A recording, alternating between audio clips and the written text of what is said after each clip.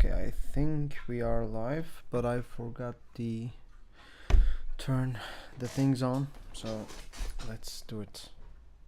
Turn off the studio. I'm gonna turn on the lights right away.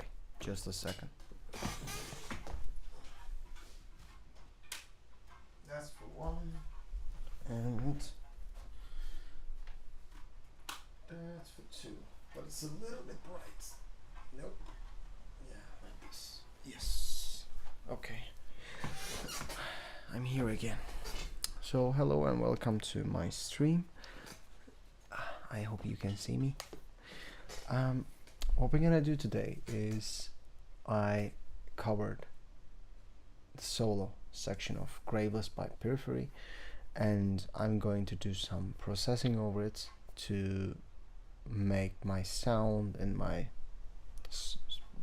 solo audio fit into the mix of the original song. We are going to create some space and we are gonna fill it with our own stuff, and after we finish this mixing part, I have 2 tracks. While doing the tracking, I also recorded 2 videos with 2 iPhones, and we are going to edit them and we're gonna make them ready for social media, meaning vertical and horizontal formats for Instagram and TikTok, and the vertical format, also shorts, because I sometimes double upload the exact same thing, because some people watch videos more and some other people are watching shorts. It's totally depending on their primary format choice, and I cannot control that, but at least I can control how to present this video to them. Some videos are longer than a minute, and it's not a good thing for the shorts. So if I have a solo over a minute, maybe a Dream Theater solo, like I think the Spirit Carries On was 1 minute and 20 seconds. If I have something like that, I took it out. I only put it as a YouTube video. So we're gonna work on that. For starters, I wanna show you one thing. In the stereo out section, we have something called Sound ID. I escaped this thing, explaining in the previous streams, but since it came up, this is also wrong. I have to explain it. So my studio is in my living room, so because of this, when I was tracking, I was getting these huge bumps, especially in 100 to 120, 130 area. So because of this, as you can see, this is a calibration software, and what it does is basically equalizing for a flat EQ, and the goal is to create a flat EQ in a certain area in the studio. So that area is where I do the mixing and do the listening, of course. So here I am using Kali LP6s, that's the version 2 monitors, and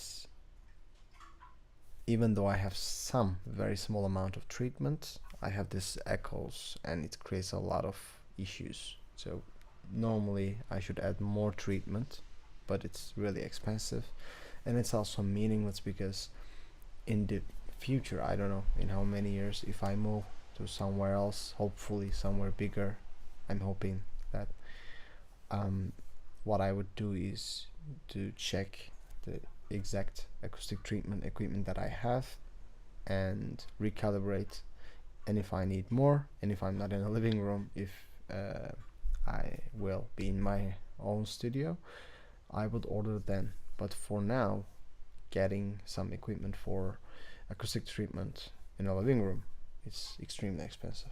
So this is a cheaper option, and I actually suggest this to everyone, because when I use this and I learn how to mix with this, it improved my game a lot. My guitar tone was shitty in an untreated room without this, and I sometimes blamed the room, of course, because I knew the echo stuff, but I didn't know too much back then. After I realized the only problem that I have is this acoustic stuff, I just,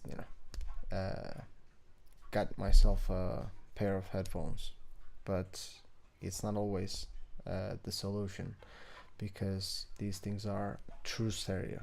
You have left and you have right, and normally, in a normal case, your right monitor should also give information to your left because of the echo, because it's it's creating the waves for all the room, not just your right hand, um not hand, sorry, your right ear. So because of this, the real listening environments are never true stereo, and I'm using this right now for this cover and this purposes. I will put it off, but I also want to show you why I'm using this Sennheiser HD650, and this is one of the flattest EQ in the market.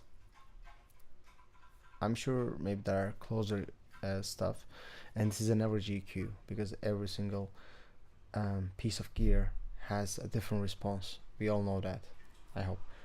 And this is an average response, an average fix, but it's again creating a closer experience. As you can see in the mids, high mids, we have some bump here.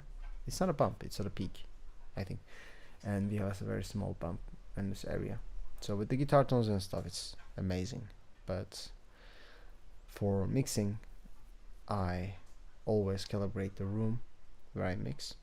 If I go, I don't know, to a village one day, I get my stuff, and I definitely calibrate the village house, because wherever you go with this and with creating a calibration, you always get the exact same response. Our fix creates a flat EQ, and you can mix much easier that way. At least this is what I think. So I'm gonna drop this one, and I'm not gonna talk about that anymore. What we're gonna do is, right now I have 2 tracks. This one is actually not gonna be used. I'm gonna call it backup, because I had a nice cover, but I realized I'm also doing some improving at the end of the solo, and I didn't like it. Normally I never do it, but this is a really nice song, so I did it anyways. I'm gonna close this because we already tracked. I tracked this yesterday. I also got this videos, and we are actually good to go. Normally I'm expecting that I would create a project, I would download the song, then I would apply some EQ, as you can see here. I will explain this. This is normally not the EQ that I'm using, but regardless, we have it. I'm gonna change it for my own taste, because this will be an end product, and this is not a tutorial where I use everything free and give you all the possibilities and explain everything. I'm gonna talk about my approach, and if you have any questions, you can ask right now in the chat. And if you're watching, I don't know, a week later, a month later, a year later, you can still ask the questions in the comment section, and I will help you. And maybe if the questions are really nice and legit, I can also make a video about it. So right now what I do is mid-only processing. Why? Because high likely the solos are in the center, not in a left or right pan, but it doesn't have to be that way. I covered a lot of solos, and some of them were a little bit slight to the left or right. It's possible, and most of the time the stereo effect that we have can also widen the things. So because of this, what I'm going to do, at least for this one, since it's in the mid, I'm going to actually mute my own track, and I'm gonna play this. And when I play it without the plugin on, without the EQ on, you're going to see that, yeah, it's just a normal song, but when I turn it on, the solo will be back. You know, it's gonna be lower than it should be, but I don't want to lose too much of the whole song, because we have the whole song here as the MP3 file. And I know that in this area, or let me start with the panning. I know that in the center we also have this bass information, kick bass information, snare is close to center, so all these things are actually will be affected. So I don't want to move too much with this. I will have 2 steps for fitting my lead tone into the song itself.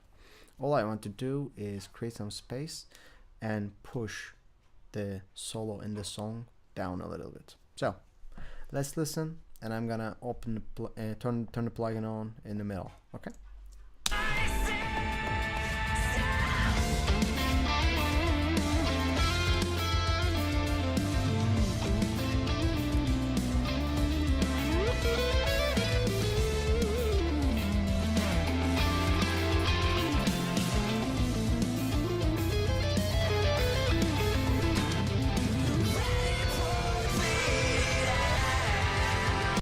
And of course, it also affects the vocals. I forgot to say that.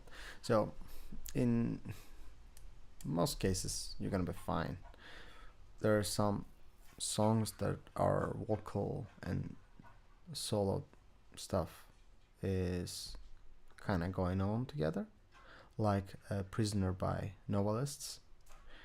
In that case, again, I mean, it's a solo cover, so I think probably no one will care. But in that case, probably I would also think of remaking the song, at least the solo section, so we can do some A/B. And if I do remake, I also put the song with, you know, minus 20-25 dBs. It's extremely low, but it's filling the spaces and having that specific EQ that belongs to that song. I also do some EQ match, so we're gonna see all that pretty soon. I will close this because I don't want to use it. Instead, I am using, where is this thing? In the dynamics we have, sorry, in the EQ section we have some Pro EQ. It's from FabFilter. Again, it's gonna do the exact same job, but I really like to see this better version of the analyzer. So I'm gonna put it, okay, this is the medium size, let's make it large. Is it good for the stream? I think we can make it a little bit bigger, so very large. Okay, I'm going to play this, and I'm gonna change the sidechain here into the audio. As you can see, this is the backup and this is the guitar, so we are gonna use the guitar only, and backup will stay as backup. I have the video of the backup as well, but I don't want to put it there, so that's the reason. So what I'm gonna do, again, I'm gonna listen the song, I'm gonna listen the solo section, and we're gonna do isolating in certain frequencies, and we're gonna put them down, and we're gonna apply only mid processing.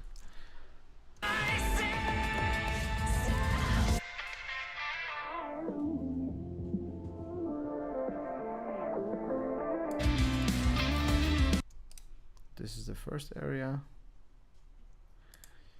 and we're gonna change the EQ levels later, and we're gonna apply a second processing, so don't worry about the whole thing. Yeah, let's go.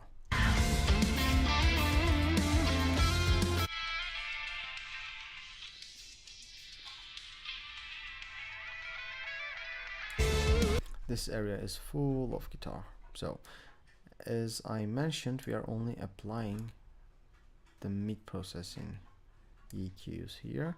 So I made them both around 420 and 460. Okay, around 4.5 dB with only mid processing. So let's listen again, then we're gonna pass this section.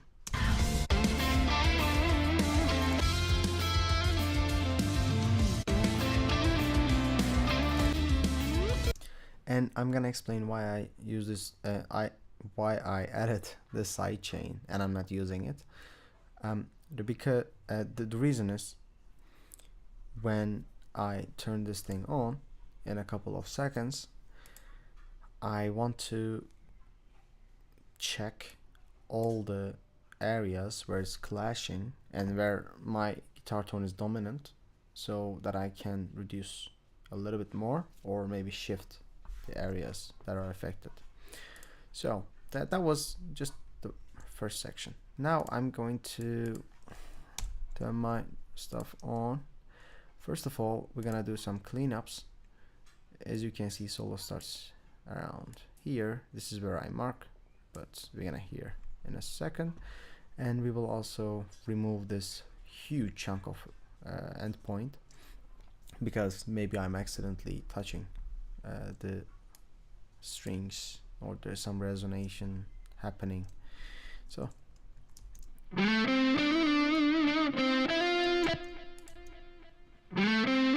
actually it's a very clean thing. So I also forgot to check my own stuff, you know. I'm going to check very fast the stream, and I hope you can hear my, you know, yeah, everything basically I'm sharing is very clean. Okay, I just checked the stream and everything is okay, so we can continue. I will also check the end part of the solo around here. There's this bump. If I cut here, because I don't want to hear this area, let's hear it. I don't like it. I think we need to keep that very small bump. I don't like it, but still, maybe we can do a very small fade. But as you can see, this area is just me touching the frets. Okay, this area will be our cuts. So I'm gonna mute the second area. Now we have a cleaner track. I can play with the gates. If it was a rhythm track cover or a rhythm cover, what I could do is to check every single area, like this empty stuff. And if it's a gen track, since it's highly and digitally processed, I could cut these small areas and mute them. But right now this is a solo track and we need all the life in it, so I'm gonna continue with what I have. I only cut the start and end sections where I was waiting at the solo start and after I finished the cover. So we have some tone here. I made this with Noli, second amp and third cap. I think 3 and 4 is also one of people's favorite, and I also use that a lot. But for this one I didn't actually put too much thought, so if there's anything that I don't like, I will start by working on the real amp instead of adding some EQ and saturation and stuff, because I don't want to touch too much things in the cover. We created some space. Now we're gonna hear the original song as well. By the way, I also put this minus 3.7 dB down. Maybe it's not gonna give any information to you, but when we listen everything together, we need some harmony in it. Maybe it's not the right word, but I'm gonna go with that. So now, since we put the side chain and it's our guitar and I enabled the track. In the red areas you will see where my guitar and my cover goes up in the spectrum, and I'm going to move this thing a little bit.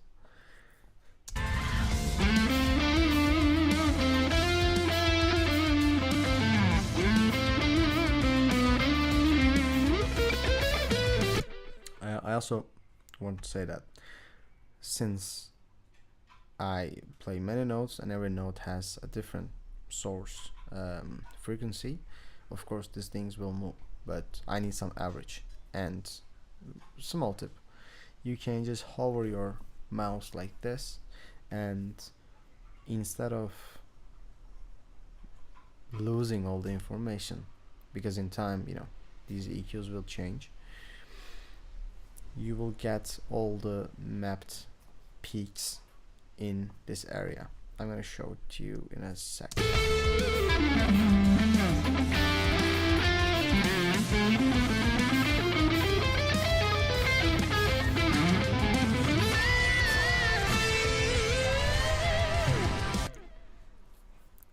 I mean, this is all the area, but we can at least see the peaks here. This information probably won't help you, but still, if you need anything like this for your rhythm covers, because that might help, especially rhythm, bass, kick, if you want to check your resonances, if you want to check your peaks, it could really help a lot. So I'm gonna listen again. Not like this.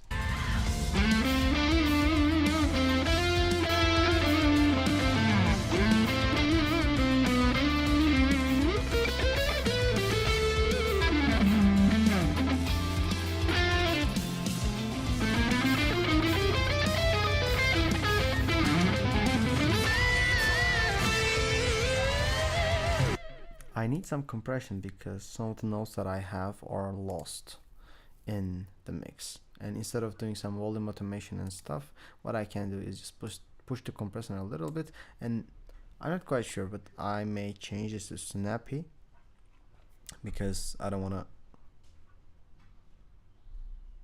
lose all the transients. So let's try it actually.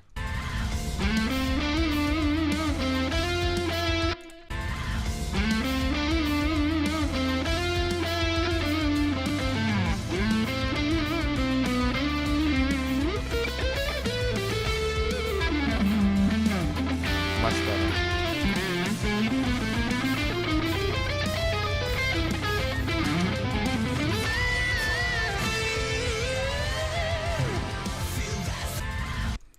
I think it's much better. So first of all, I'm gonna save it right away. I don't want to lose it. I may add the second drive pedal, but I don't like that too much. By the way, I'm using neck pickup for this one because I checked Michel's videos where he plays live this thing, and he's always on neck pickup, and he's changing to bridge in the last band. I probably skipped the last band, you know, the change. I mean, I don't care because it's just a tonal change that I should probably care in a full cover, but not this one. Definitely not this one. So I think I'm happy. Maybe I can reduce the mids a bit.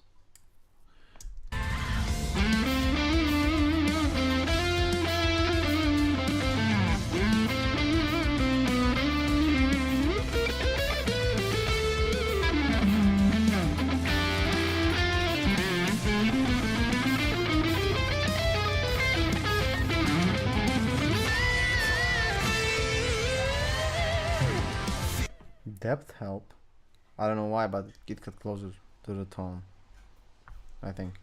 What do you think?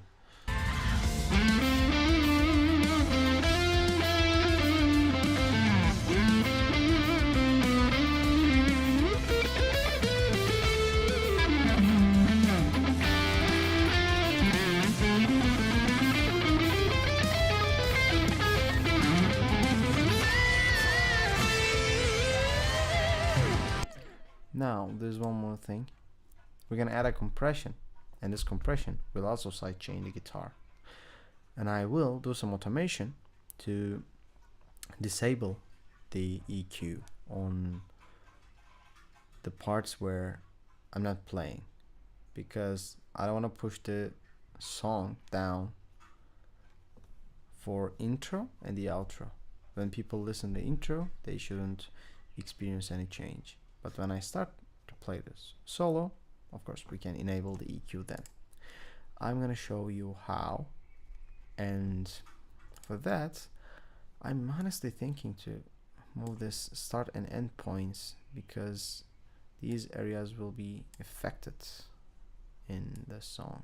If I do this, it's a little bit late. I can go, you know, a little bit closer, but I won't. I will just move it here. It's actually here. Yeah, we're fine. For the ending, we are also almost at the right place. We can just move it here. Actually, it's already here. Okay, interesting. I didn't have to do anything. This is kind of a leftover. It's for the delay. So that's why I didn't touch too much the source area.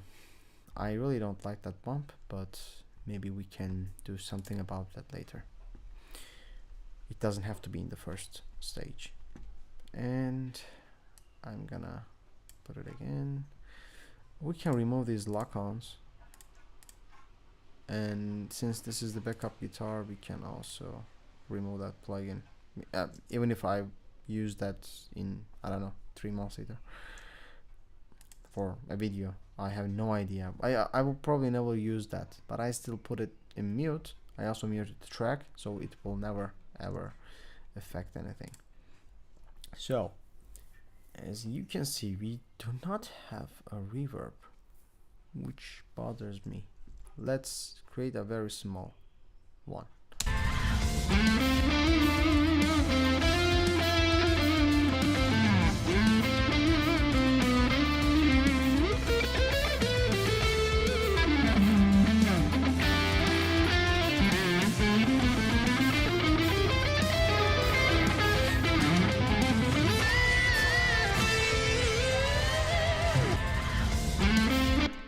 Okay, I think it's not so bad. So I'm gonna keep it as it is. We have ping pong synchronized. This is 200 BPM. Actually, it should be 198, because the original song is 99 to my analysis and 100 to, you know, according to Chrome. And I went for the double speed because it was a suggestion in the internet as well. So I think, sorry for that, I think we're fine, and I will put it as it is. I will also do some very small high cut here. I don't want too much involved with this, especially when it comes to delay and this song. I don't think, you know, there will be a huge difference. For example, if I crank the feedback. I will save it again. But hey, this song is reduce the mix, definitely, and maybe feedback a little bit more, and just a touch of mix or delay. Let's hear again.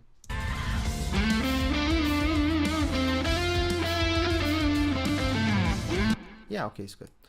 We're gonna drop it like a dB or so. I'm gonna do the gain staging once again, because I forgot it when I was tracking.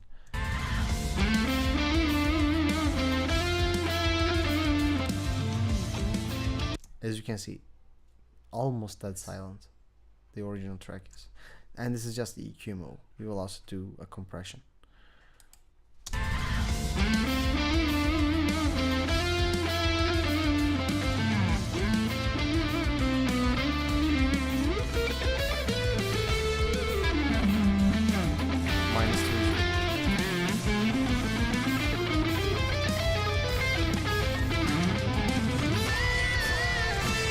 I think in some areas there's some phasing, because the voice gets a little bit thinner.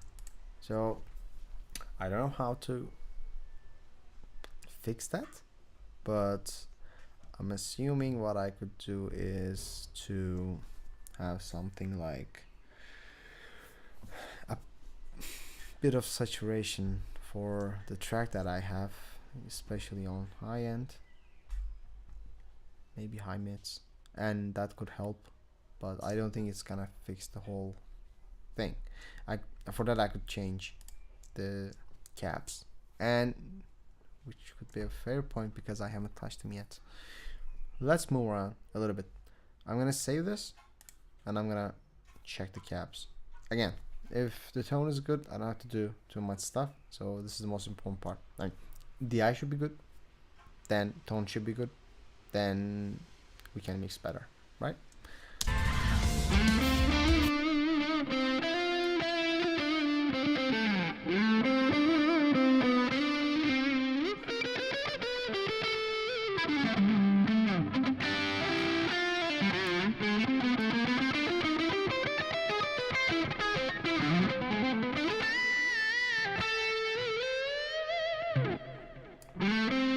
I have a small fuck up there, sorry. I will add the condenser for ribbon. No, for 414, and I'm gonna reduce the level to -30 because I don't want to touch too much to that, and I want to add something different. We're gonna see it together when I do the AB.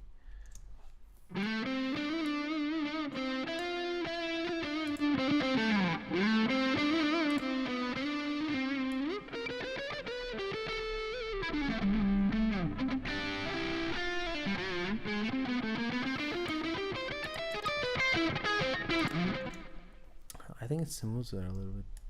Let's increase the level and put it in the mix. But the overall level is affected. I don't know how to fix that, but let's do that first.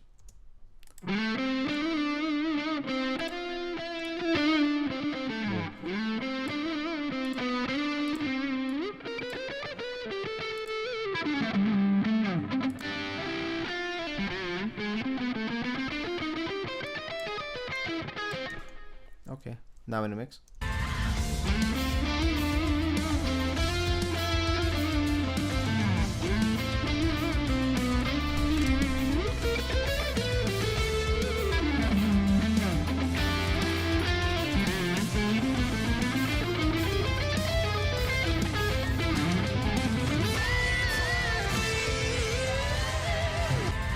I think it helped. I really think it helped. But I will check the levels again, and now I will add the compression because this is the part where it needs to be put down a little bit more. So we have C4 here. That's the compression plugin. No, wait, this is the waves one. My bad. No, C2. My bad. Okay. Now we're gonna do again the guitar parts. We are opening the sidechain and we're gonna click external. We're gonna open these bands, so it's gonna react to the source notes mostly. Fast attack and fast release. I don't want to touch the song too much. This is not our priority. I just need the song to get back a little bit overall, just to create more space for the guitar. We're gonna make it, I don't know, 3-1. It seems like a good one. I normally don't touch, I make it 4-1, but this is a dynamic tone. It's a very it's not a regular metal tone that we have and I use, so I want to be a little bit gentle with the song and the tone. Let's see, otherwise it could be too different in between the solo tone, like it's really overdubbed.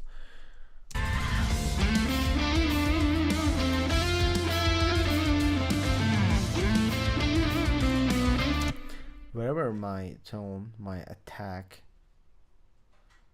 sorry, we should also remove the auto gain.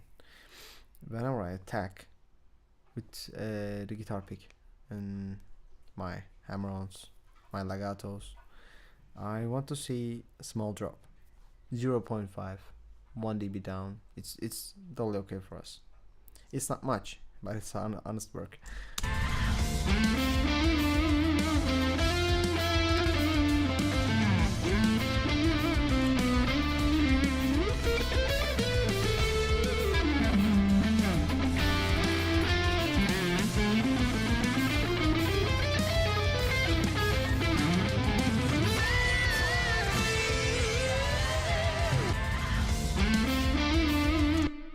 I think it's okay. I'm gonna touch the gain. I don't want a fix to that. I'm okay with song goes down. I can either add some gain, you know, with the fader. I already put it down 3.9, so we have some space. I also check the stereo out most of the time, but maybe we will touch every single parameter just once more after I double check the other stuff. And I'm gonna put the release a little bit higher. It's gonna be a little bit lower, the release. Slower, sorry. So, and the moo is coming from, the peaks are coming from guitar in this stereo out. It's not coming from the song. If it was the song, I would act different, but it's the guitar, and we're gonna glue that down. So no worries. So we're gonna move this tone, and we're gonna add here my one and only, actually not one, but one of my plugins that I don't touch too much, and it's Soothe. It's an AI stuff. I mean, at least that's what they claim. And what do we have here is this is a dynamic EQ that is happening in real time from our perspective. You know, when we listen, it's gonna be something like that. And in here there are a couple of things that I really like, and one of them is Nolly's death spike, and it's mostly for the resonances, mostly for unwanted noises and controlling the main area of the guitar. So I am not changing this too much or at all. For covers, I don't touch it at all. It weakens the overall tone, but it's gonna be a better mix, and it will also create more space because I doubt that it's the levels that I see in the fader will be the same. I believe that it's gonna drop a little bit because I removed those peaks, and mostly these things are, I think, are quite responsive when it comes to the peaks, so like the limiter. And we are going to directly come to the stereo out, and I will add a couple more things here, and it's again for the mixing part. We are adding, I normally have some bus presets for that, but I want to show you every single thing from the beginning. I'm not going to explain everything to its detail. If you like, you can ask the question. I'm gonna answer with everything I know. We're gonna have some virtual tape machines. I can even just put this to my guitar, and since it's already an analogish track, at least I'm playing it, we can use this plugin to create some evenness nuances like an analog track had before. Before even I was born. So again, I'm using some presets that I have, and it's not much. And when I play it, I'm expecting that overall level's gonna be a little bit higher, and it's gonna be a very small amount of difference but you know, this is a cumulative work. Especially what you put here is a cumulative work. Everything will change something in a way that by itself is meaningless. I'm kidding, it's not. But when they're all muted or unmuted, it's gonna be day and night.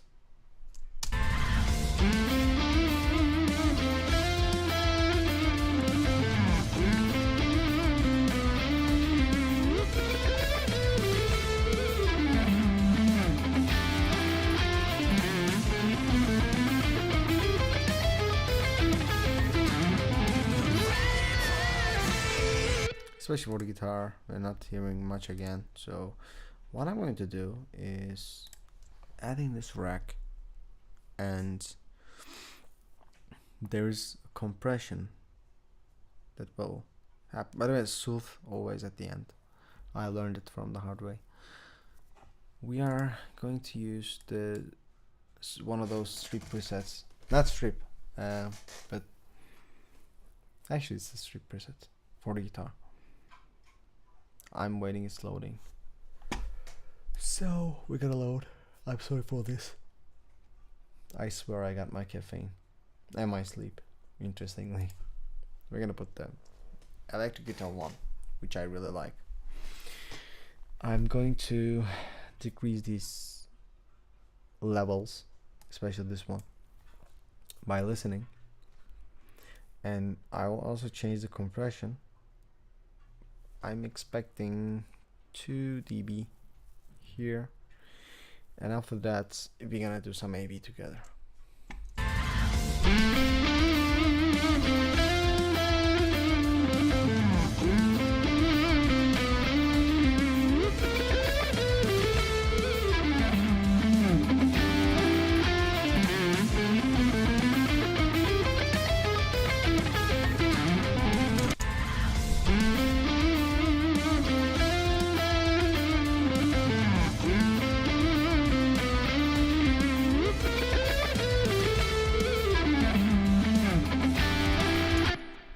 Just for the tone sake, not talking about compression, it helps a lot. But this one also changed a couple of things, so.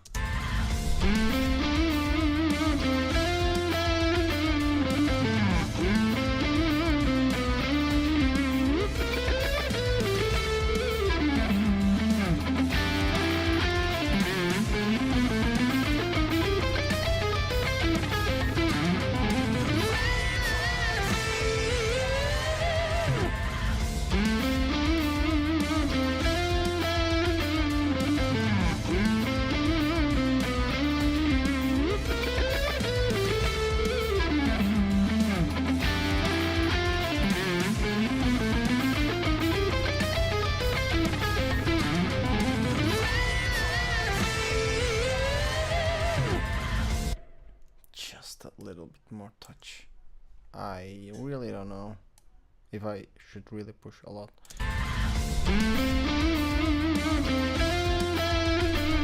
That legato area is quite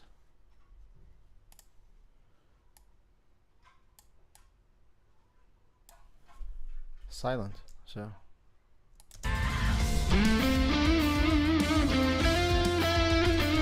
and we can just hear that area, so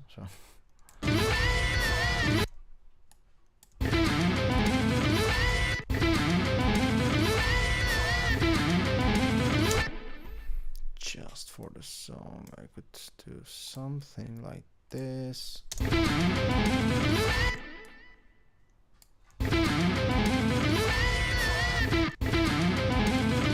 As you can see, it creates more space now.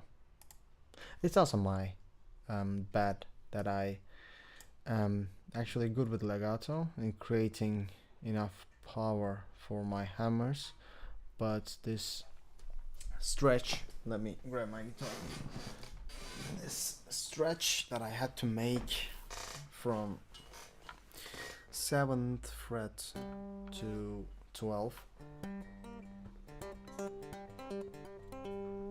it's not easy, so I need to work on this. This is my homework, and even though okay, put it back, even though that's the case for covers, for guitar cover, it's more than okay. So actually I'm kind of happy with what's happening here right now, and we can hear everything, at least to my ears. Well, let me know if, by the way, anyone is watching, because I also need to check the chats here and there. I'm going to move this tape a little bit down, and we're gonna add a couple of things. First, an ozone, which won't be responsible for limiting, but there's gonna be some EQ work there. And even before then, I think it's really the time to add gray and red, which are two plugins. Don't tell me what kind of gear they're modeled after, because I always forget the models and names. I don't have that memory. And actually we are going to use either Mr. Nolly, or there is some compression, what was it, classic mix or mix squasher. It's either that or that. And if it's a rhythm thing, I can also use the punchy one, for example with Sleep Token covers, and the breakdown, of course. It's mostly breakdown anyway. So I'm gonna check the levels. I'm expecting to have up to -3 area for the gray, and maximum -1 on the red, and it's gonna do some gluing between the guitar and the song. And of course you can also use the Logic compression. It's also possible. Just learn which plugins I'm using are modeled after which gear, and Logic 100% has the same type of stuff.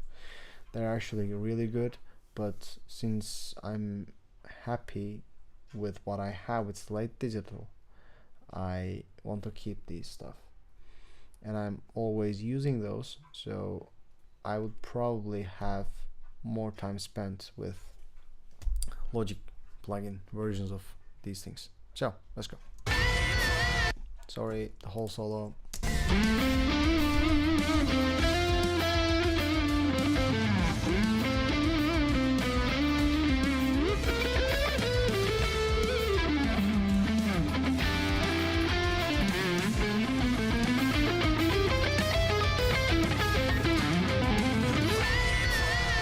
Let's A/B. I'm going to remove all these three, and you will realize what kind of change we have here.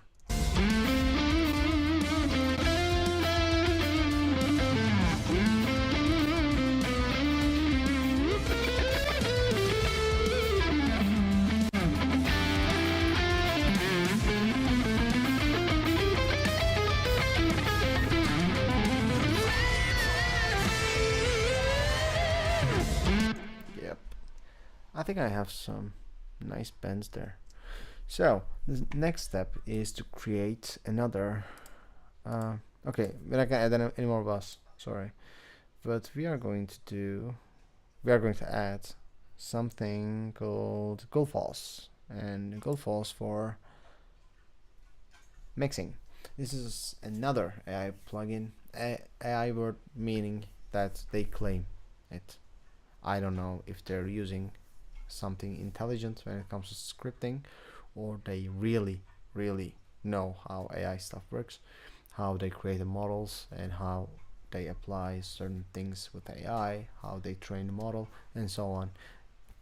I get, I had a lot of lessons and graduation projects with AI, so I already know that kind of stuff. But everyone uses AI as a word, as a term for their product, so I really don't like that.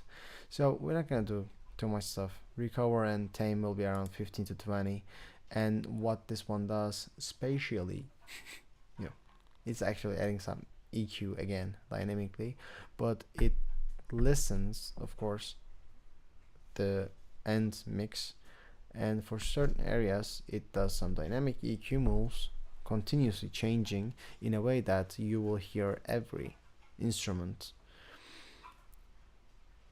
in a better mix. I have to say in a better mix because I think it's something special. When I put this and there's a silent, intentionally silent violin section, I can hear it better. If there's a guitar, I can hear it better. Sometimes it also controls the guitars even if you push them. And as guitar players, we are doing this all the time. So this goal false is saving our lives and sometimes also fixing our stupidity. So definitely use the tame one as well. Recover to increase, tame to decrease. So I'm going to give you, I'm gonna put some bias like 7% and brighten the thing a little bit because my mixes are always darker than it should be. Let's play. I'm gonna do A-B.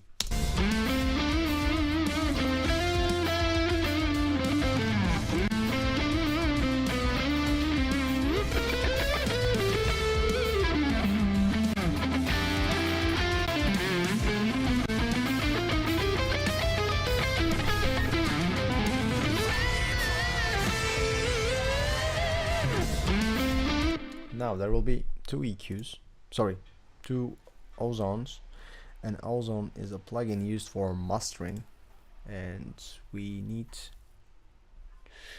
two of them.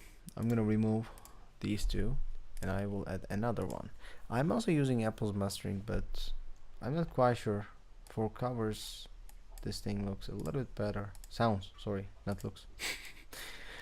We need to have an imager and a match EQ. So for the match EQ, what I'm going to do is add a reference, and the reference will be the Graveless, meaning the original song.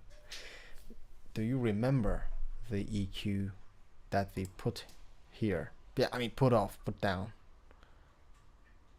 And the solo is barely audible. And now what I'm going to do is EQ the end result and reference it to the original song because I want to be heard like Misha, right? And of course my tone is different even though I did my best to get closer. But the match EQ will add one more step and help me to be a little bit closer to that tone and overall song tone because I know that I put all the stuff with EQ and now we have to put it back since we successfully mixed it and we have to be closer to the song tone. This is what I think. So I'm going to play this first and level it against the song, and after we match that we continue with the EQ.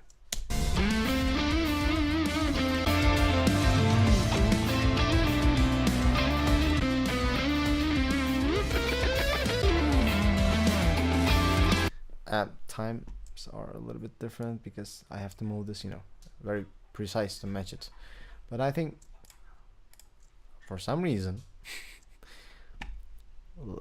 loudness wise, they're the same. So we're gonna play and I'm gonna capture both of them and we're gonna change the fine tuning parameters.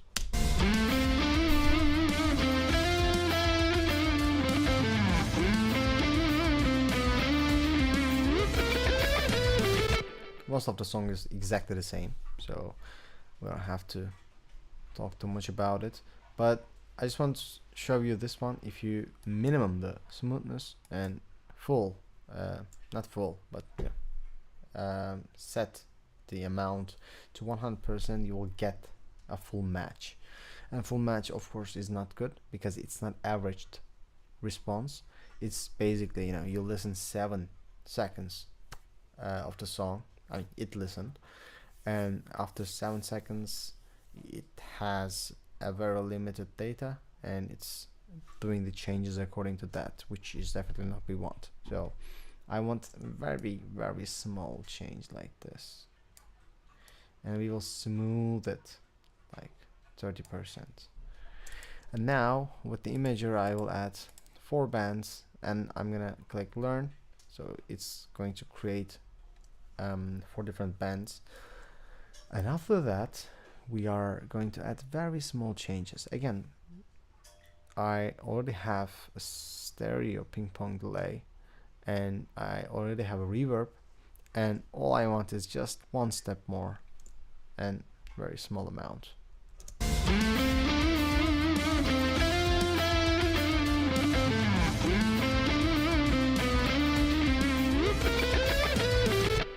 Bases are always mono, and you increase this stuff. I mean the rest of the bands, low mids and high mids and high stuff. So we're gonna do another set of, since we didn't use limiter yet, everything I put here, I'm gonna mute them all, and I'm gonna mute them, and you're gonna hear everything now, the whole difference. And you don't have to do all these steps. If you're gonna do a basic cover, of course you can do it, but this is all about making things interesting. If you don't have these plugins, you don't have to use Go Falls, you don't have to use Soothe. It's gonna help, it's gonna help a lot, but if you don't have it, it's okay. Either wait for Black Friday, just don't use it. You have two options here. And I think, if I remember correctly, at least for Soothe, there's another option that you can use which is completely free, but I don't have the name in mind, so I think you can Google that and get some results, or at least some, you can see some alternatives and check the demos for that. So let's mute everything in the stereo out before adding the limiter, and I'm going to enable everything, and you're gonna check the difference, right?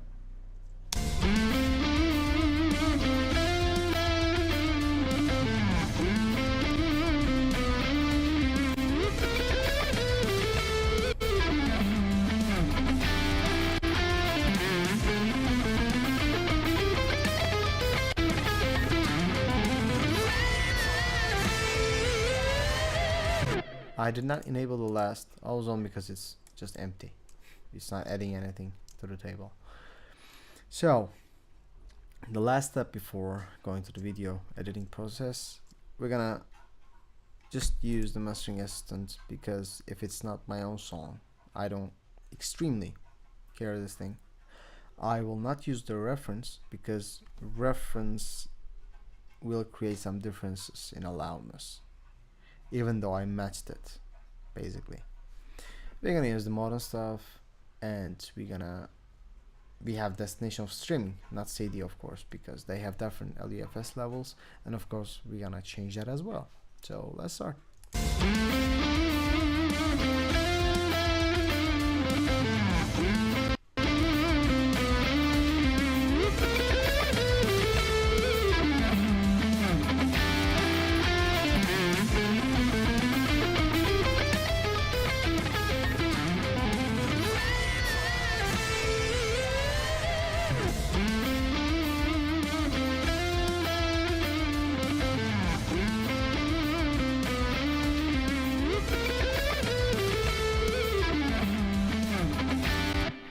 Let's check the equalizer.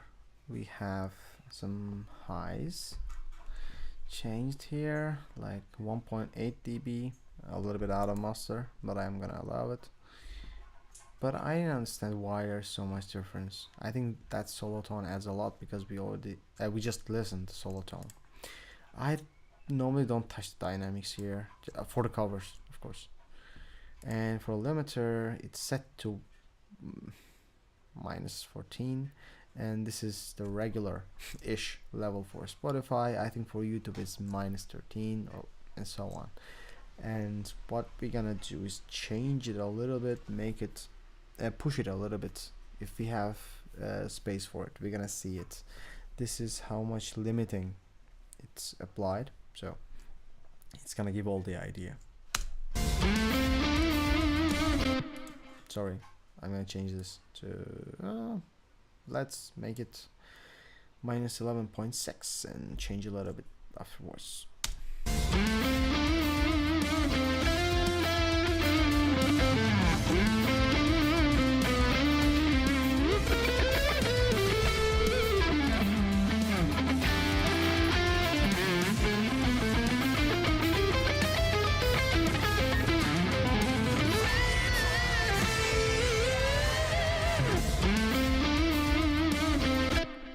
that is fine to my ears.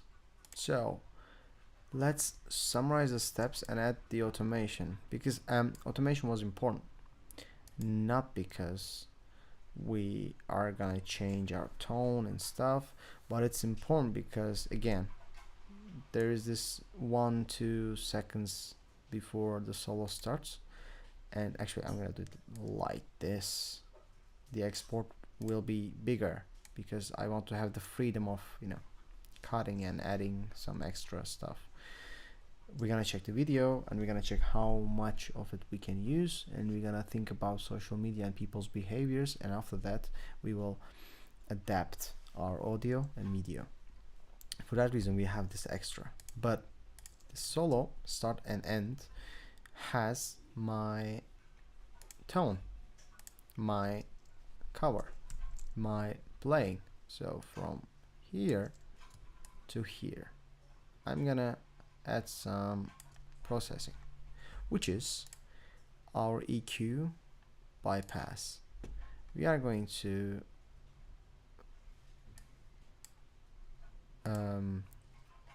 bypass intro and outro. It moved, right? Yeah, okay. And we will have our EQ working just for the song. Let's listen the difference.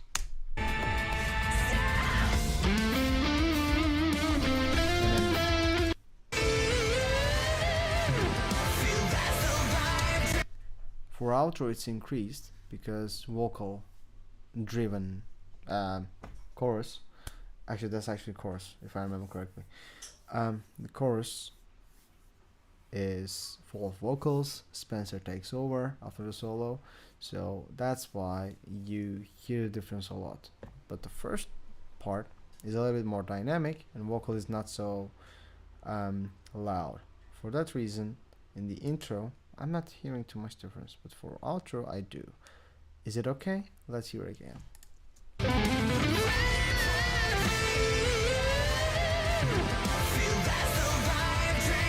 I think it's totally okay.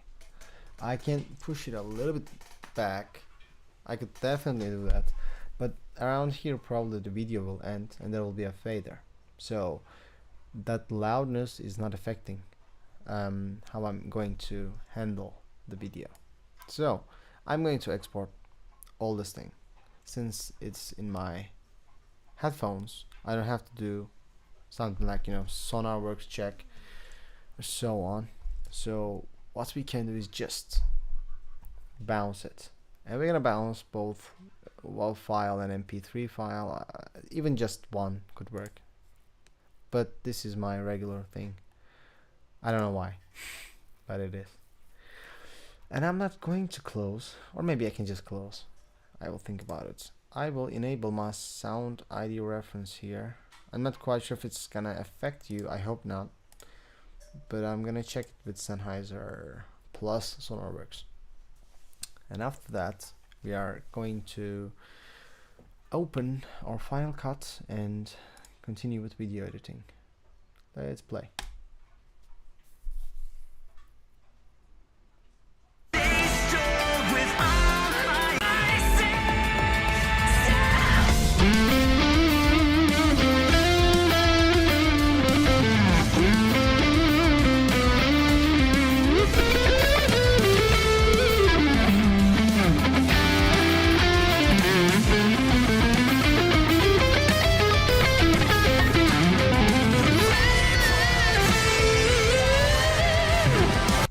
I think it's loud. I totally think it's loud. I'm gonna drop this thing like minus 0.4. It's difference with sound ID because of that high mid. I'm gonna re-export it because I know the difference. I know the move that I make, so we're just gonna replace and bounce again. I want to add it here and also change your perception and streams output. Oh wait, you cannot hear me. Oh wait a second, shit. No. I know the move that I make. So we're just gonna replace and bounce again. I want to add it here. Wow. And also change your perception and streams output. Oh wait, you cannot hear me. Oh wait a second, shit. No. I don't know why it's not affected, sorry. We got the bounce, but normally when I open this app, it's also affecting my input and output stuff, but for some reason it works. Anyway.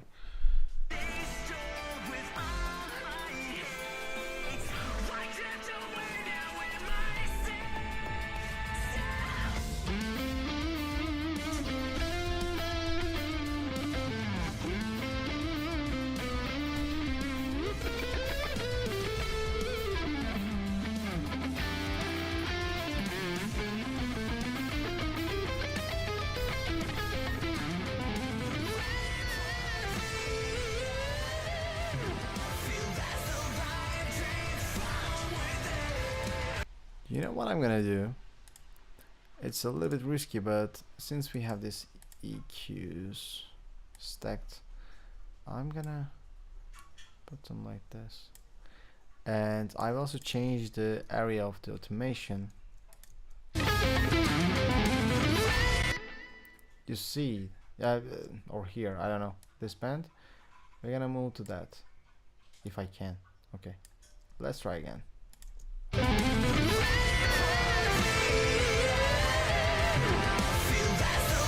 Much better, and we're gonna drop a little bit more.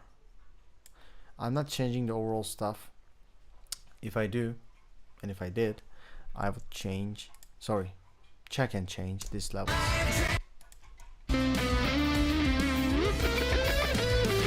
As you can see, they are controlled because it's not my guitar triggering all of these things. Let's make it -1 and take an export. It's the song, it's the snare, it's the kick that we are reacting, and while doing this, the compression will also handle the guitar. So this is actually the goal.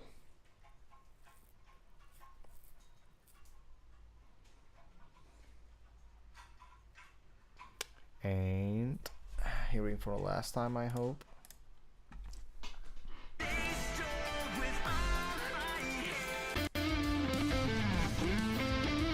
More control.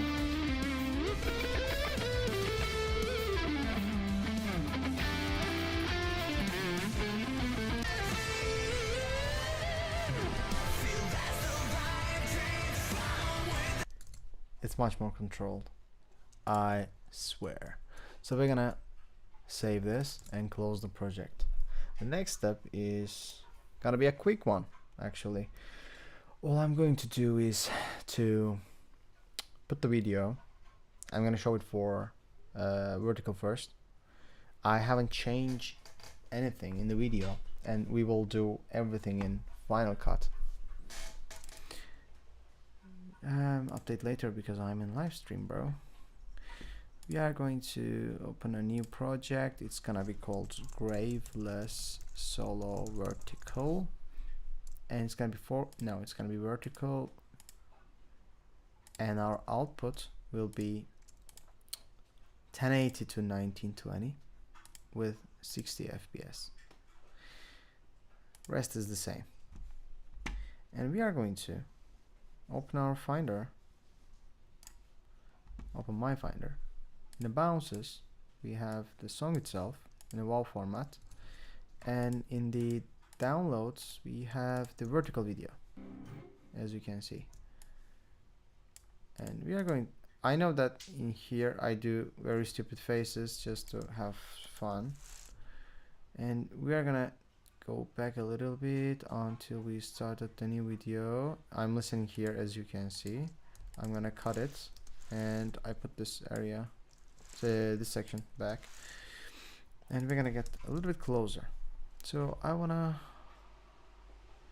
remove this one, right? Yeah, I wanna remove that. Okay. Now I need some balance since I'm streaming and I cannot show both of my monitors. all I can do is to, you know, show you this area. So we're gonna remove this one, sorry, disable this one, and we're gonna hear the first note of the song, and that's actually it, the first thing. I know this is not the first note of the guitar, but it's the first hit, so that's what we need to sync. And I will sync them. I marked them, and I have this section, sorry, this option, no, not this one, snapping. It helps a lot. And we're gonna check it together. I'm gonna put it in a silent mode.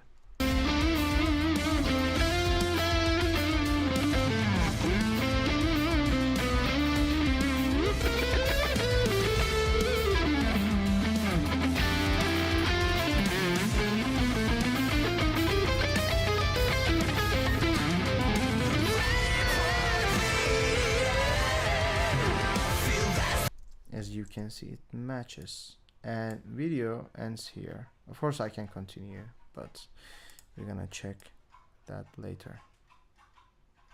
So wait, sorry, this is 1.21 and this is 4.09. so I will open another video that I have, another cover that I had before, and I will check. I know the videos are lost, but I don't care because I need wildfire, huh? Okay, so as you can see in here, we start in 1.5 second mark, so it's actually legit. I can take this and go back. It's a Periphery cover, so I can just put it here, and we're gonna listen.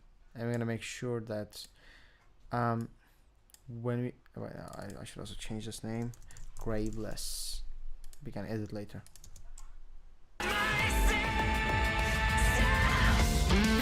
3 seconds might be a little bit more than I need, but I don't wanna cut Spencer's voice like hey, like this, or say. If I do that, if I cut here, it's too close. It's like 0.3 seconds. It's not a reaction time for anyone. I think 3 seconds more than okay. In documentaries they do it 5 seconds.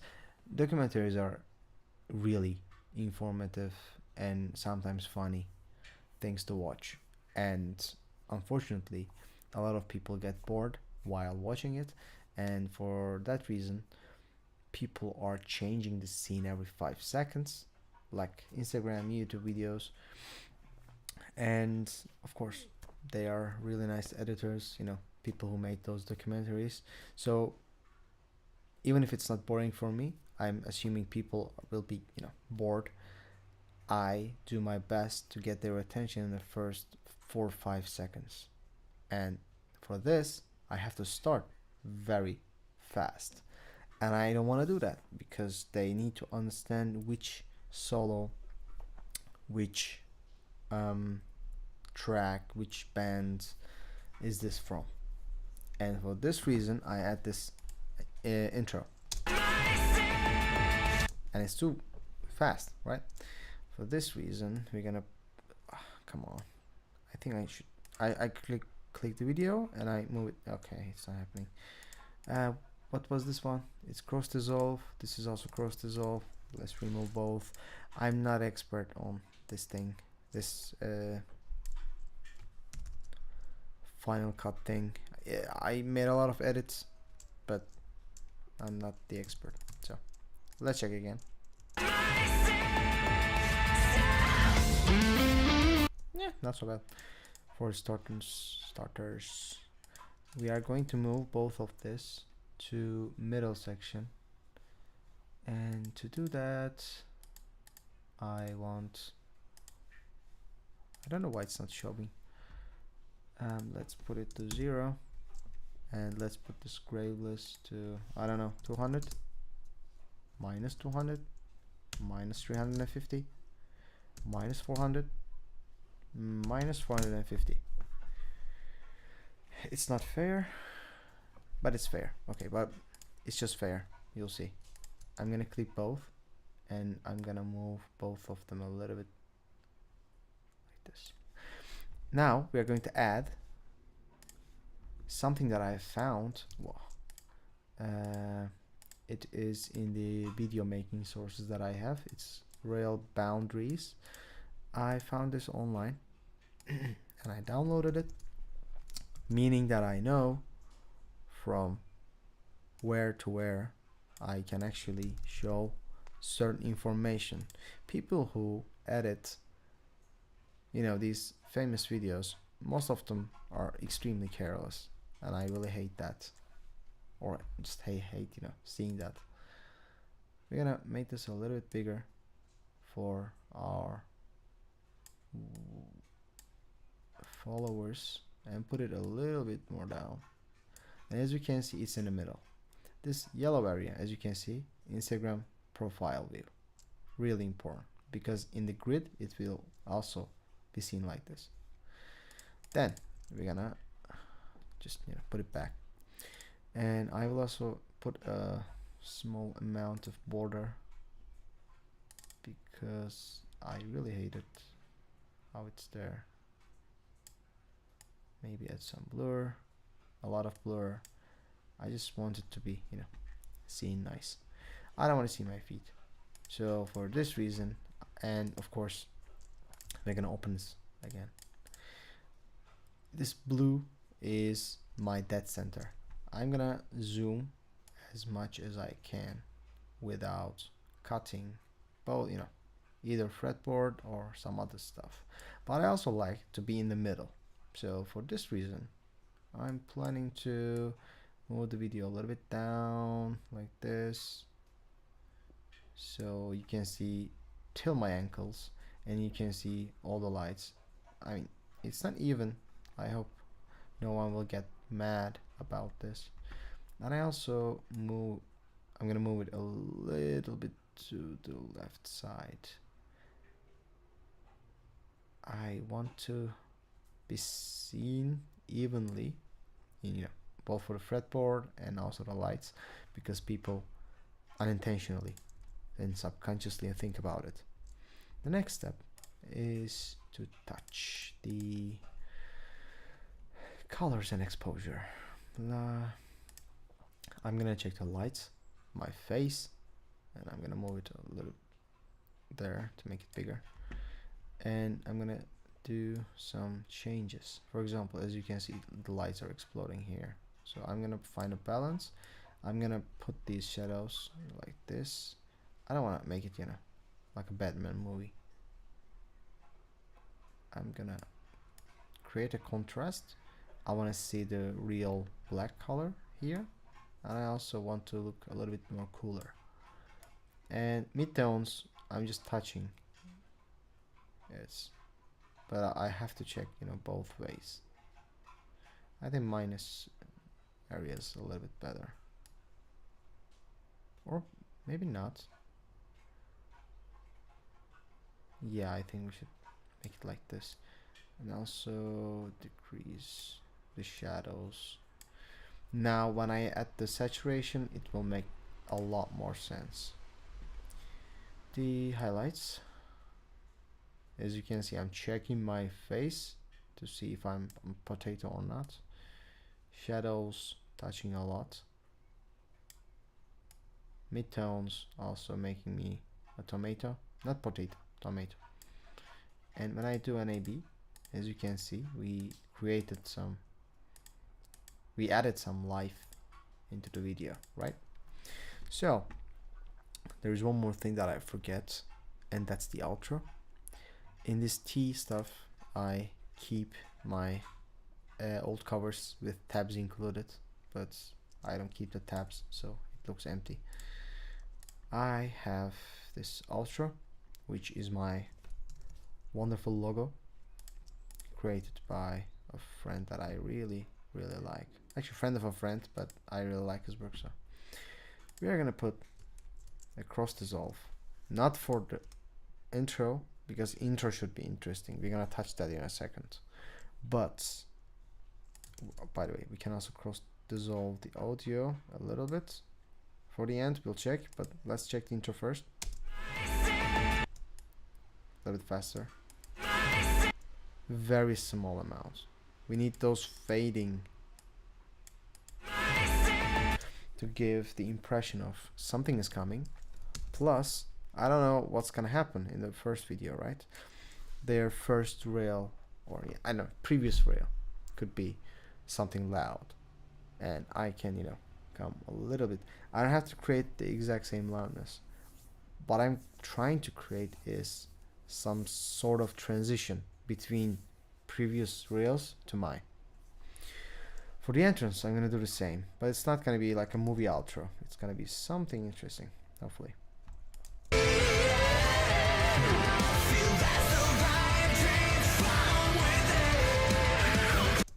This area is the outro, because no one will wait that much. Okay, now we're gonna put it, add some cross dissolve here, and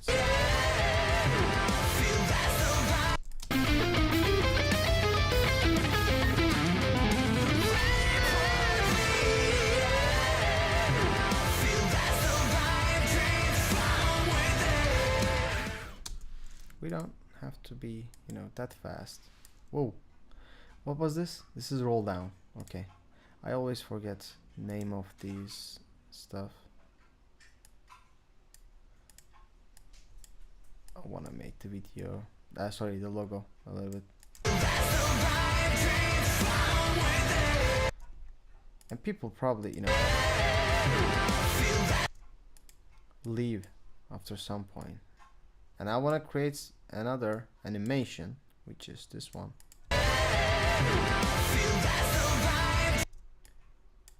And this animation will actually help me to create more retention.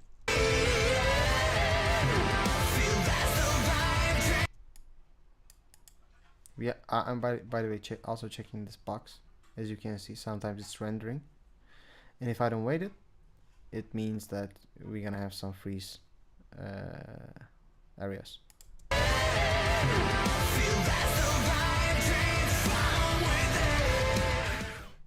Okay, this is good. This is good. Let's start again with full screen.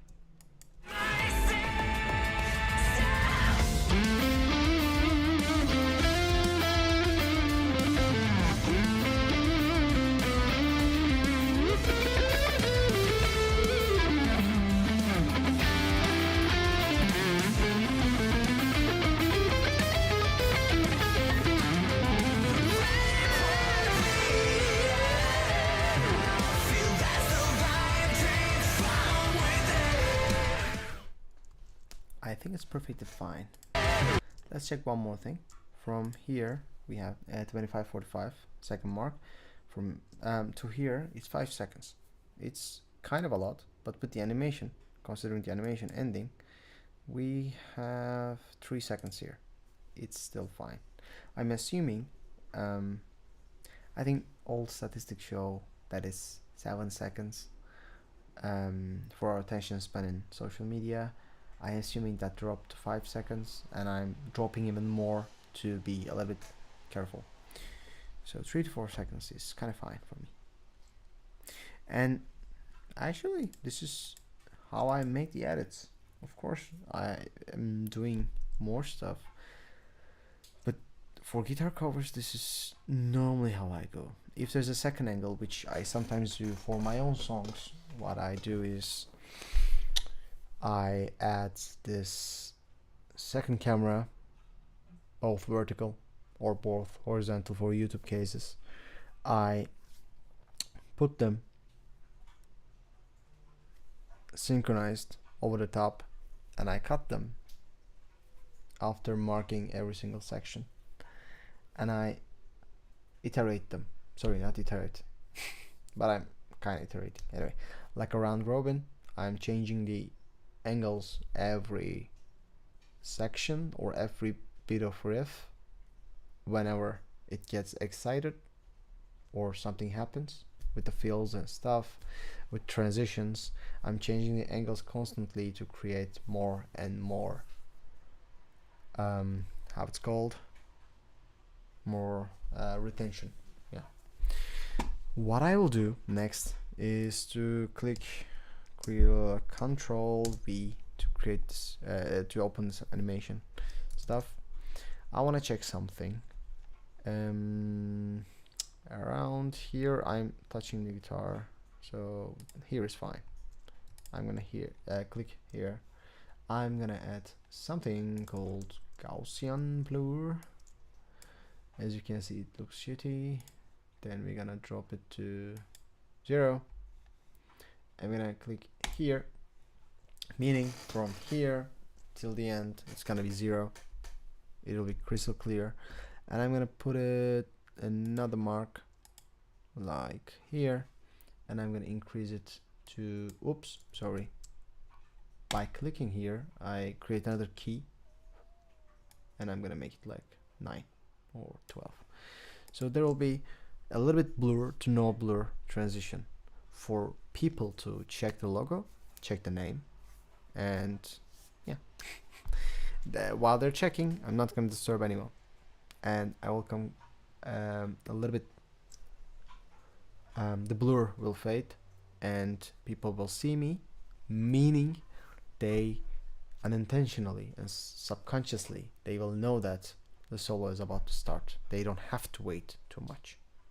I hope that makes sense,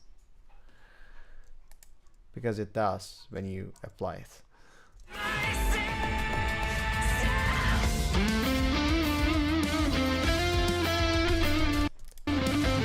Full screen again.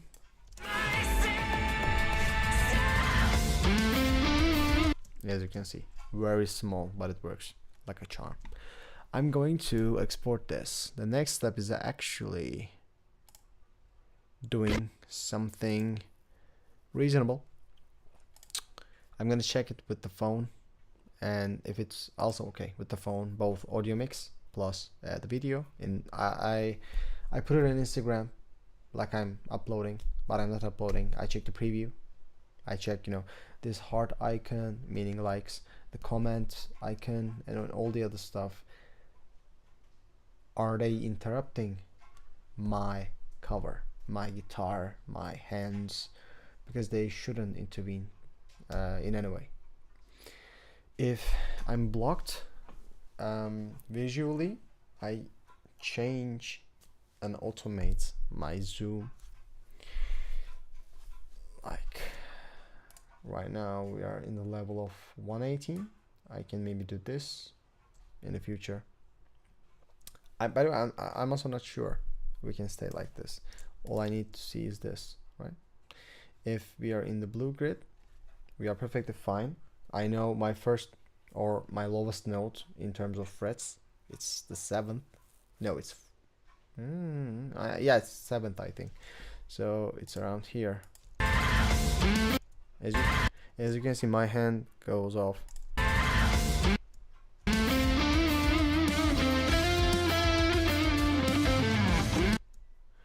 And even though 152 is a lot, we can also do something like this, you know, 137, and we can watch again, right?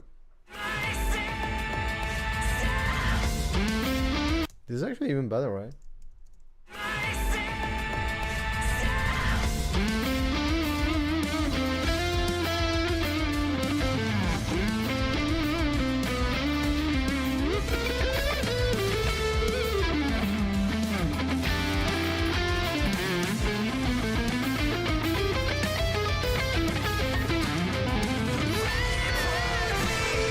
Instead of 135, I will set it fixed 137 to 135, and I will re-export again over it, because I think I like this better. When people look with smaller screens than, you know, what we have nowadays, maybe a little bit older phone. Oh, by the way, I forgot this real boundaries are still open. My bad. Now replace. So process is also replaced, right? Yes. The next step is exactly the same, but I think it will take only 5 minutes, so I'm going to show it regardless. Again, another project, Graveless, solo, horizontal. It's gonna be 4K because my YouTube videos are always 4K. Not always, okay. After I managed to get a phone that can export something like that. Sorry, shoot something like that. So we have downloads again. And here, yeah, the video. I'm gonna put it there. I'll go. Oh wait, why it's vertical? Oh nah, my bad. I will go back. Can I change it now? I'm not so sure. In the project section. Okay, it's a big list. Where is it? Come on. I think it's the last one. Yeah. Click modify. Click 4K. Now it's.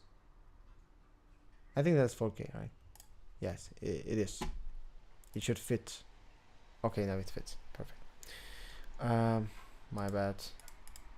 It fits completely, including my feet. We will get the song. We will get the.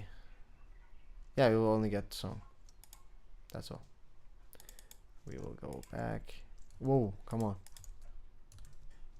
I don't know why it did that, but that's interesting. We'll go back to bounces. We will add the gray. Whoa. We will add Graveless only. Okay, it managed to do that. Here I'm making jokes, and here the solo starts. So we're gonna move that, because if I remove this, the MP3 file is also removed. So listen. It's all about the feeling with the synchronization. But after that I'll check again.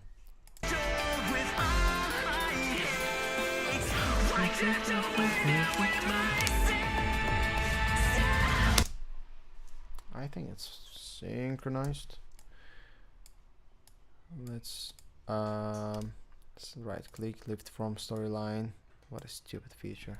What a stupid app. Synchronize and test.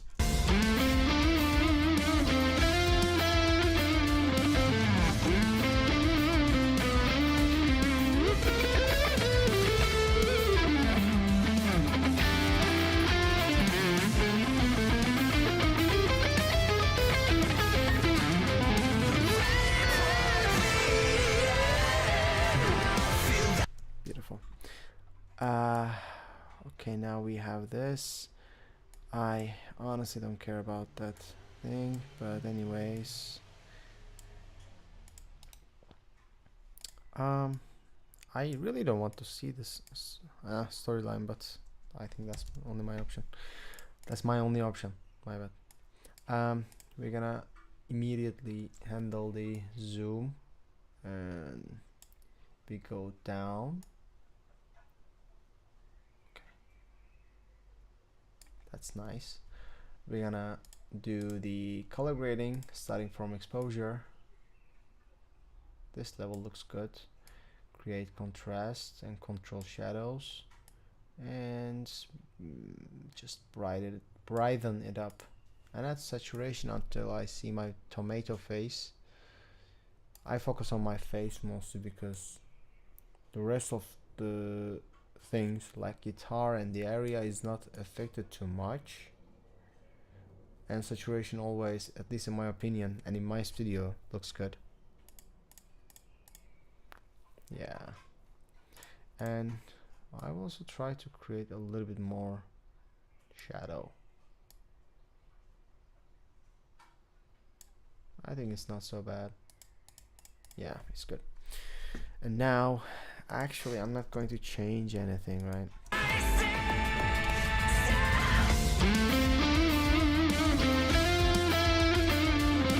And then for the ending,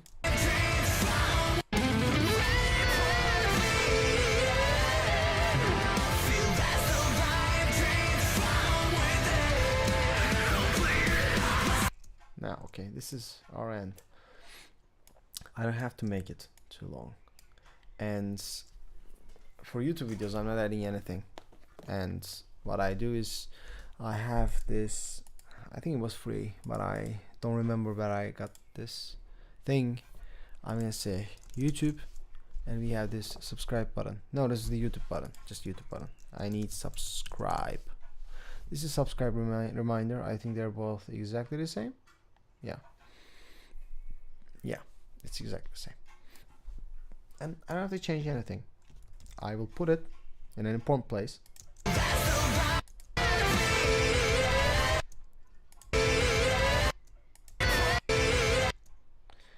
This last band is important for us.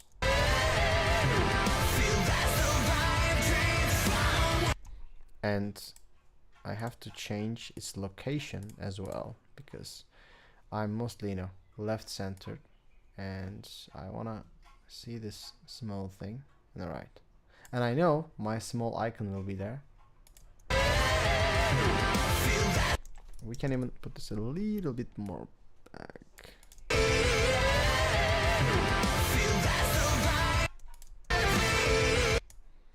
I will try something funny. No, it's not funny.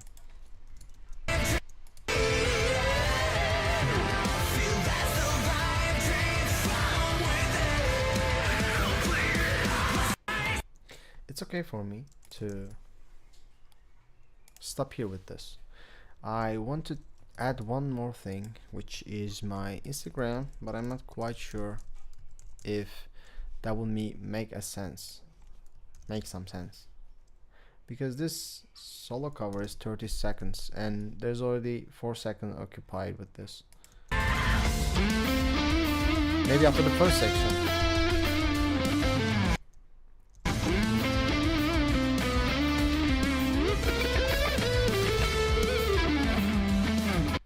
Okay, I think this area is good. Yeah, exactly this one. And I'm going to move this again on the right bottom. And of course, I'm going to change this information to, to my name. And yeah, anyway, Stupid Raisins is the name for you to check out. I think that person is responsible for making this wonderful small plugins, and if you want to check it out, I'm sure you would dig that. I'm not making it too big. Of course, when it comes to mobile stuff, it's gonna look like this, and we don't want that. We definitely don't want that, but it's still readable. And of course, this is something I'm going to check when I put it in my phone. I'm gonna airdrop this to myself. I'm gonna check it vertically and horizontally, and after that I will make a decision if this thing should be bigger. It will. It definitely will. So let's move it a little bit more right. And regardless, I still think that it has to be a little bigger. So I'm going to make this thing like 62, and if I can, I also want to move it just a little bit. Oh no, it's changing everything. Okay, I think I cannot touch the exact location. Okay, I can live with that. We have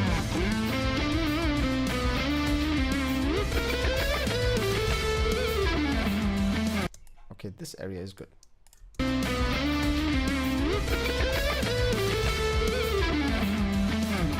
As you can see, when I'm doing these transitions, I want to make sure that they are matching with the sections, so people won't focus that area, but they will also be, you know, they will remember that what they see there is kind of a valuable information. My socials, if they want to ask some questions, if they want to comment, if they want to, I don't know, check my music, it's all possible. That also remind me that I don't have this thing as a Spotify version. But wait a second, I'm really interested on considering this. I can change the color here, and I put another logo, right? I hope so. I just hope so. I don't know if I touch this thing. Okay, I cannot see it. There are certain parameters that I can use and change, but unfortunately I cannot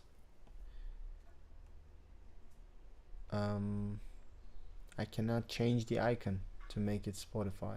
But I will definitely find something for, you know, follow me on Spotify, check me on Spotify, this is my name. Hey. For that, normally I would also consider using YouTube features. You know, there are these cards that you can just put it there. Check also my music, you know. That's wonderful. So before closing, let's watch it again.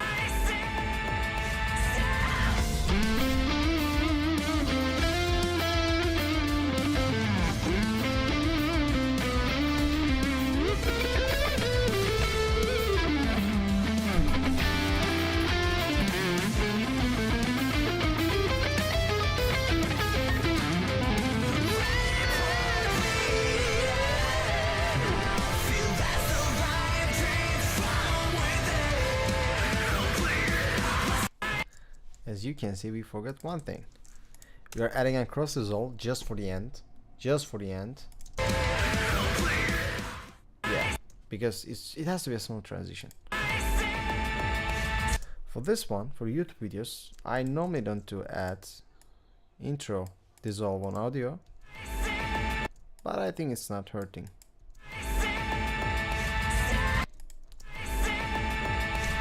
I won't add, because I know in the future I'm gonna create another video, you know, for all the Juggernaut solos, and I have to add the solos in there. I'm not, you know, adding these WAV files again. I'm using all the videos that I, you know, edit and export.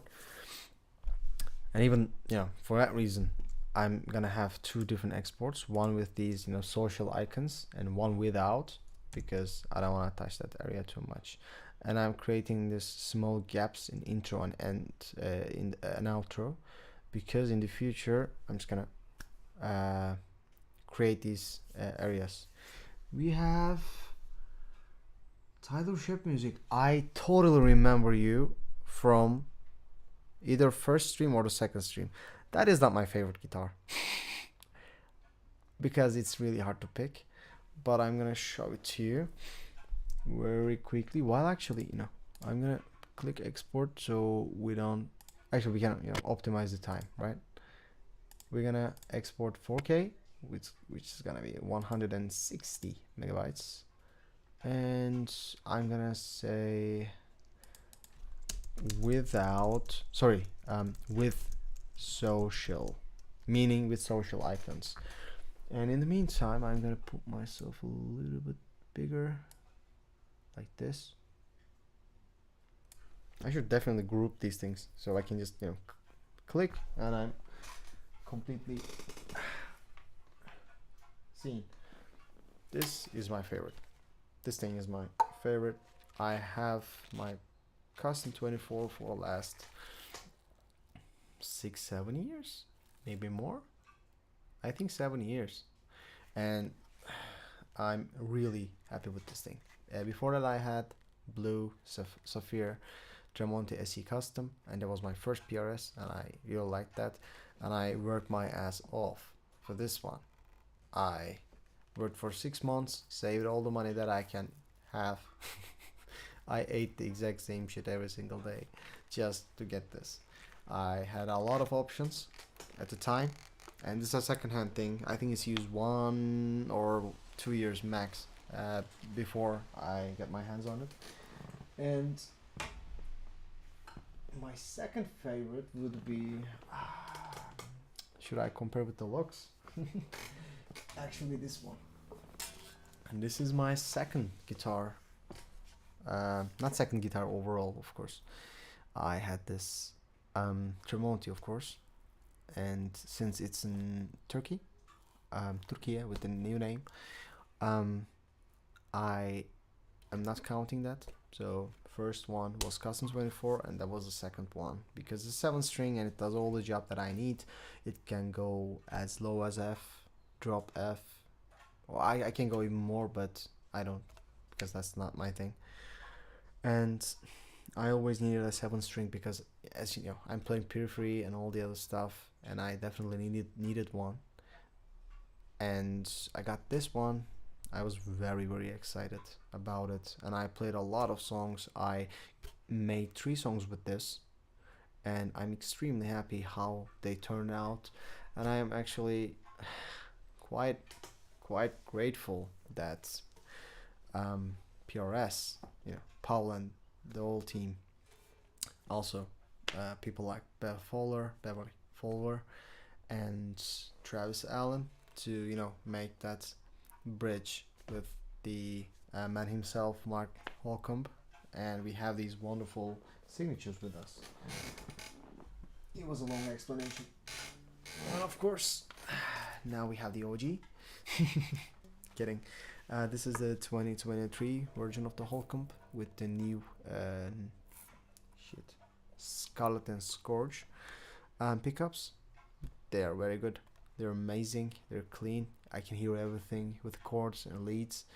And I got this because before this I had some Strandberg 8-string. I immediately returned it just because I realized all 8-string songs that I know are either from Heiken or Sleep Token or Mesuga, and I don't listen too much Mesuga. This is a really big mistake.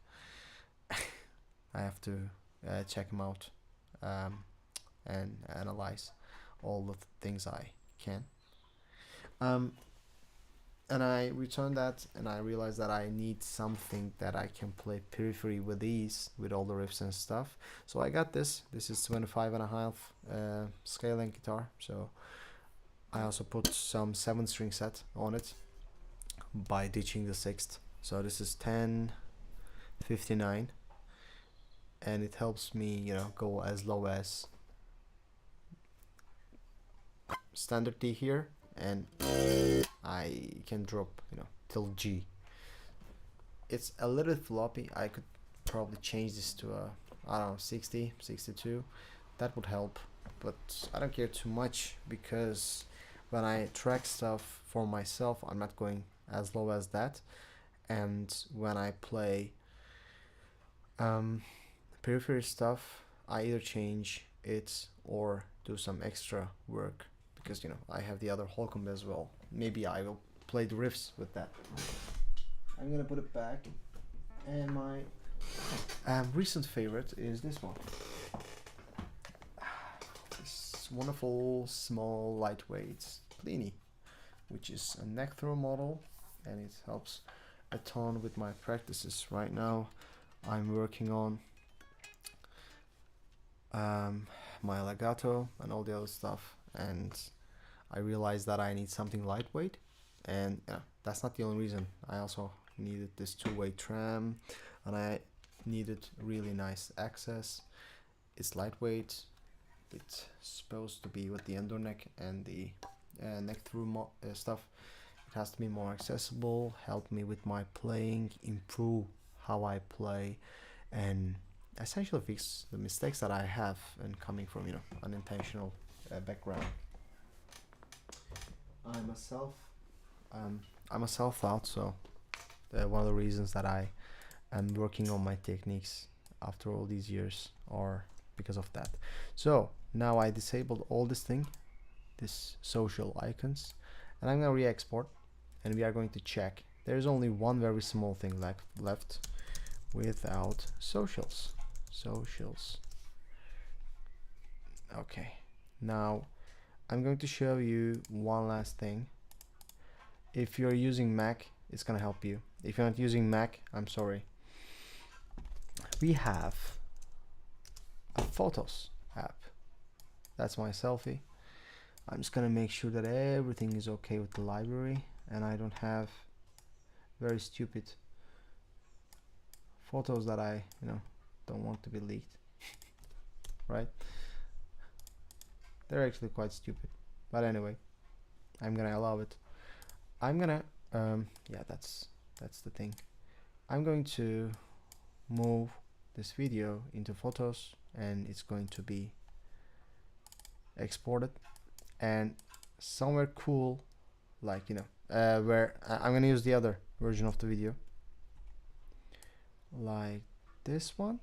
Now I need somewhere cool. That's the only important part for me. Like there's an extension. It's interesting, right? And you make the screen bigger.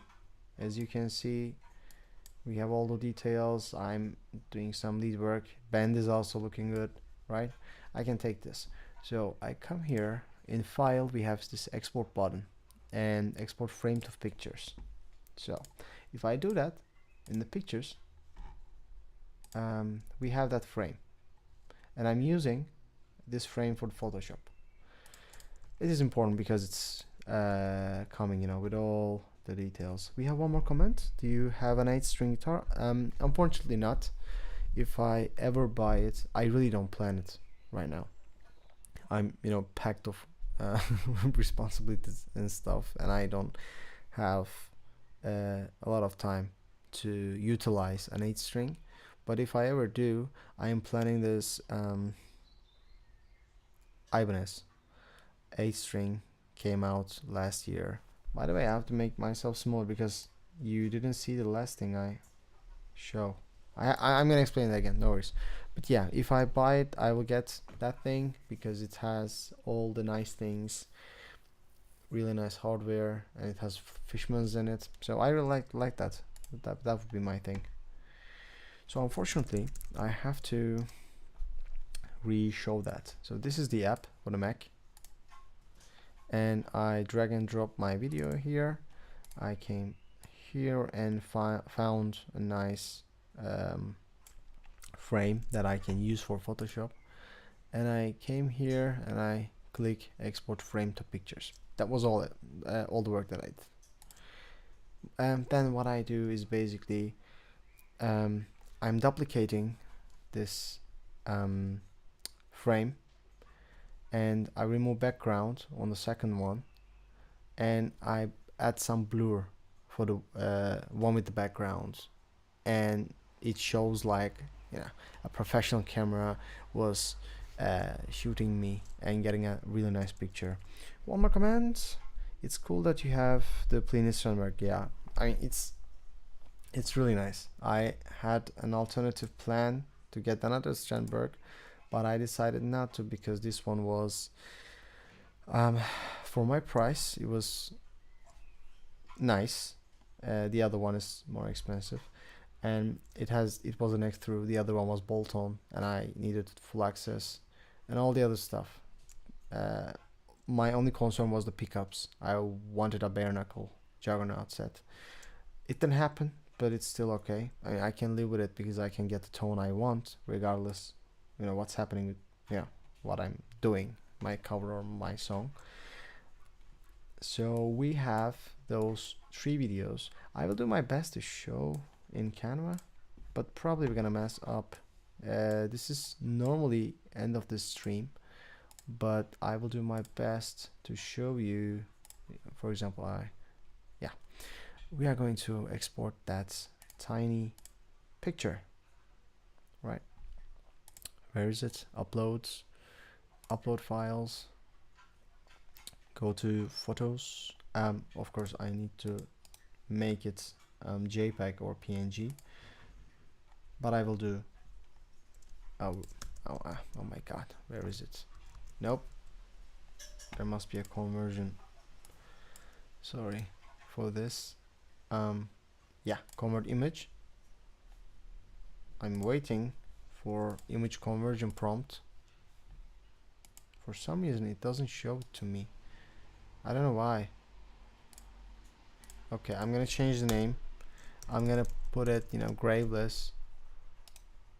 I'm gonna try it again. Convert. Come on. I have to do this because okay, let's kill Finder, and after that we are going to open the app again. Convert the image. For some reason it's not happening. Yeah. I will try to show. Okay, this is already, these are already nice pics. Okay, I can copy paste this one. This is nice. Now we have two copies, right? For the first one, what I do is to keep it as it is and add some blur in the animation, not animation, but in the edit image. What I'm going, by the way, I will also check the chat. Okay, do you also like acoustic attack pics? I never tried it. Because of it, I cannot say anything. If I ever get my hands on one, if they decided to send it, because I don't know if I should, you know, invest that time and money to check it out. If it's that good, I could. But I never ever tried it. So right now I'm using this. Whoa, name is almost gone.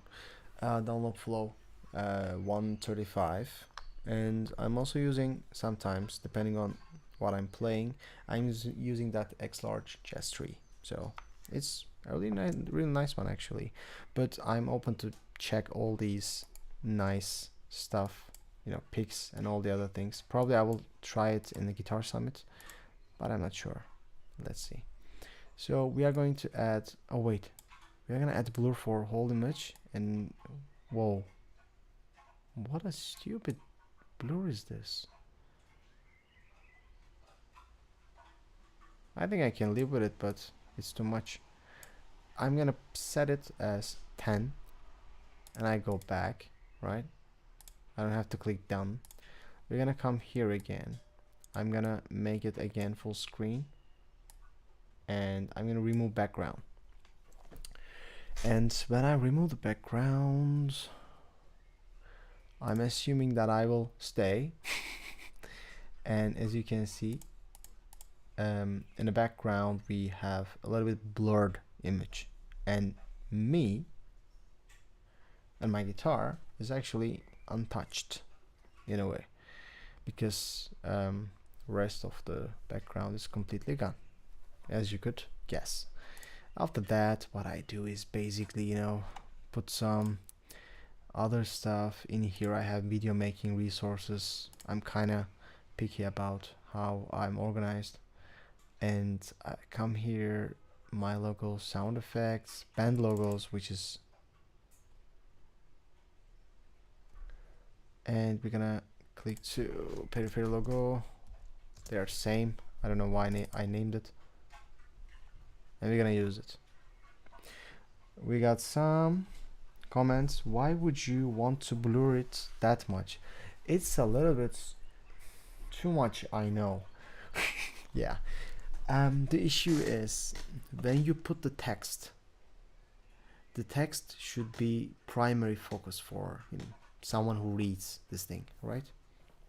I will either cut myself and the background will be completely empty, like, you know, red or black or whatever, you know, which color is interesting for thumbnails. And when I do it with this way, since background is blurred, there's not much going on. It's not interesting. I'm the primary focus here, meaning, you know, I'm playing guitar, I'm doing something. What am I doing? The next step is to add Periphery logo, meaning I'm playing Periphery. It's that easy to guess. And after that, I'm gonna click somewhere else. So this logo will be probably bigger, but we're gonna see about that. Interesting that my hair on the right side is a little bit high. Whatever. In the text, I'm using special so to say, and free. What was it? Font. And there are a lot of alternatives, but they're all, it says playtime and gold and thank you, coming soon. We are not interested in any of these, so I'm using my own stuff. So we're gonna call it Graveless, right? Because that's the song's name. We're gonna make it a lot bigger than what it is. We're gonna click to effects. We're gonna actually first I have to change the color to white because it has to match with the logo, and logo is white at the moment. So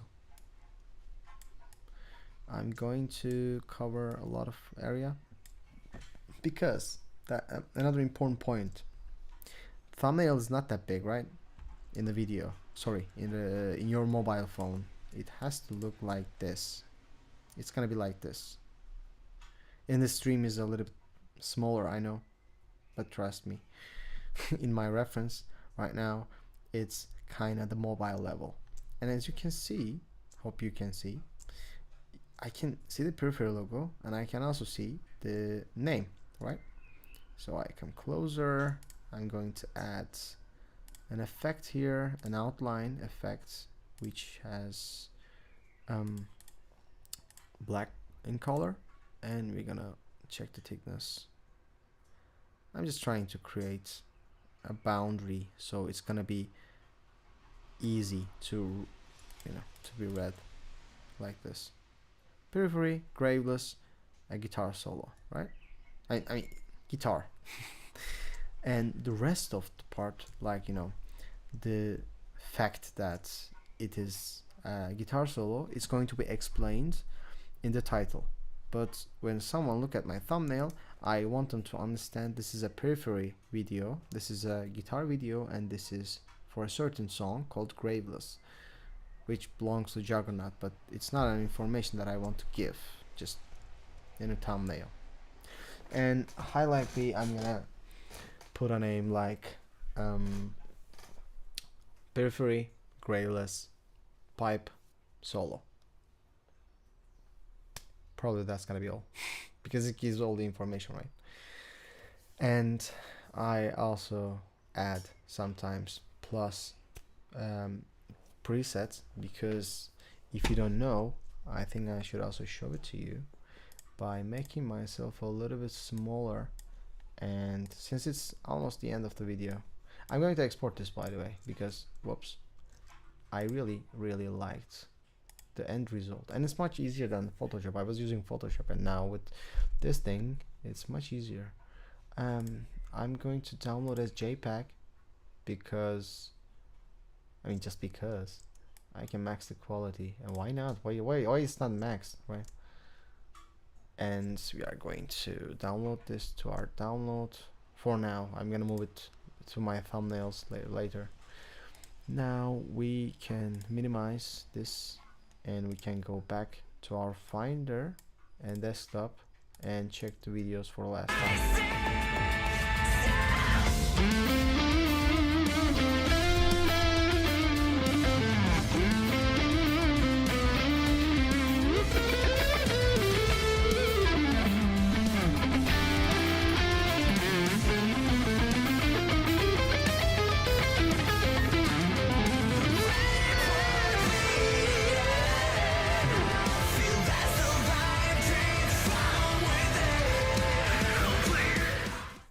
Of course, we're gonna upload right now. Let's check the vertical.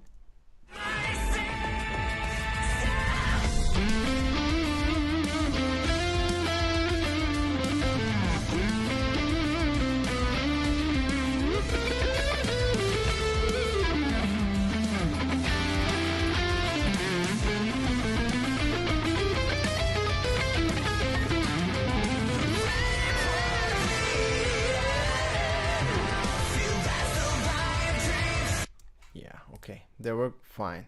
We're not gonna upload it right now. We're gonna upload it, I don't know, I can do it at Monday, or I can plan it for Monday. And just for you, just for giving some information to you, in the last tab here, you can see my merch store here. there are a lot of guitarist stuff, and it's one of the ways that you can support me. In the last tab we have the presets, and you can see every single preset that I make for actually you can also see the thumbnails, right? This is my plan for all this stuff. Background is blurred. Me as an object of the image, I'm not blurred. We have the band logo, and we also have nice name. For albums I put the album names, for song I put the song names, and so on. And there are some explanations on here for certain stuff. This is some presets that I made for you, for my community and my friends, so they can also use them. You can also check, you know, my merch store, which is again all prog jokes, Thology and stuff, my own logo and my own merch. You can check and access all of them, and they're quite reasonable for supporting me and my journey. And yeah, that's kind of all. I explained how to do audio mixing and how to mix guitar covers. I show you how to make really nice, you know, with color grading and all, how to make, I'm gonna make myself a little bit bigger here. I also showed you how to do video editing for covers. So we have everything we need to make a decent cover. You know, when I check these videos in Instagram and YouTube and all, I see someone in a messy setup, messy looking setup. There's no focus, there's no intention of making this as a cover video. They put a camera on, they get the shot. They sometimes, even though they have interfaces and all, they don't edit the thing. We have the camera audio for some reason, and even though when they edit they don't create space. Maybe that's you, maybe that's someone else. So of course, if you have any friends who are making guitar covers, just send this video. I'm sure it's gonna help them a lot. I showed you everything, almost everything, with some paid stuff, like, you know, Ozone. You don't need Ozone for mastering. If you're using Logic or even, you know, any other DAW, mastering plugins are already there. You don't have to suffer just because you don't have the paid stuff.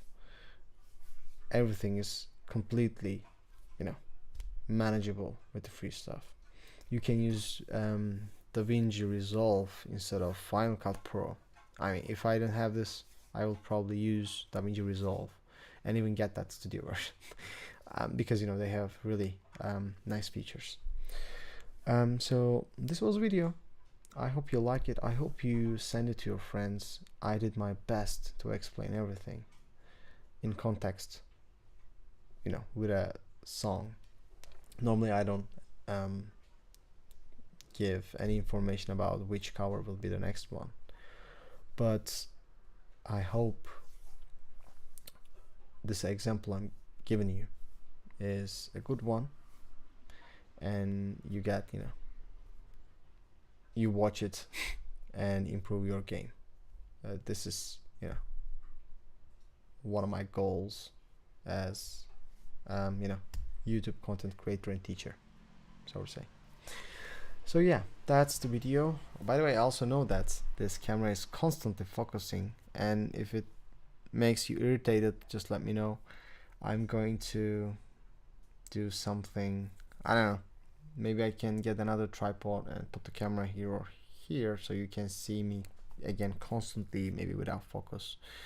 I can put it a little bit back, and I have this, oh fuck, where is it? No, I lost it. I had, oh yeah, this one. For some reason they also gave me this thing to, is it working? Okay, that's the wrong button. I can also do this. Nope, it's still not working. Okay, it's supposed to work. It's also working. when I click it, I broke it. Okay, it's not working. Yeah, I don't know why it's not focusing. That's interesting. I think OBS takes over. I was gonna brag about this one. I don't know. I don't know why, but yeah. Meaning that I will fix the camera. And sorry for that if this focusing behavior is not helping to you. Yeah, that was it. I think I should stop talking right now and eat something because I'm really hungry. And I wish you all a nice weekend, and I wish you all the best with your covers and original stuff, whatever you're doing, basically. Peace out.